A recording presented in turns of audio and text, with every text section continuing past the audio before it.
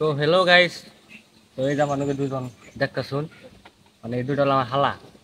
তো এই দুটার এখন আমি একটা কোশ্চেন অ্যান্সার হুজ করবো। তো যদি অ্যান্সারটা দেখারে তো সে পাবো 80 টাকা। মানে বেশি টাকাও নেই আমার কাছে, মানে হুসু বেড়াইছিলাম টেহাপাতি সব শেষ। তো এডি আছে, মানে ভাবছি যে এডি দেখার একটা রক্ত পরীক্ষা করবো যে কার কথা নি সাহস আছে। তো মানে যদি অ্যান্সারটা দেখারে তুই 80 টাকা পাবো।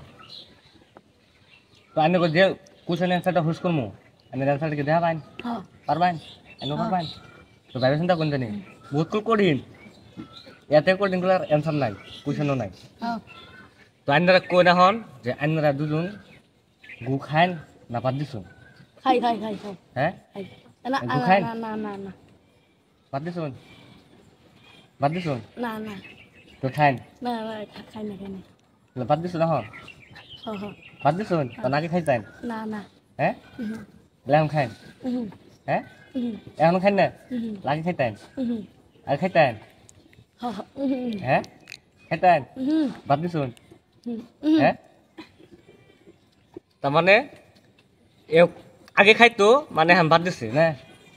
আগে খাইতেন? হ্যাঁ, আগে খাইতেন না বস্তুটা? এখন বাদ দিছুন? বাদ দিছুন? তো মানে বস্তু আগে বলে গু খাইতো হে, তো এখন বাদ দিয়ে দিছে। তো তার জন্যে হে পাবো এখন 30 টাকা।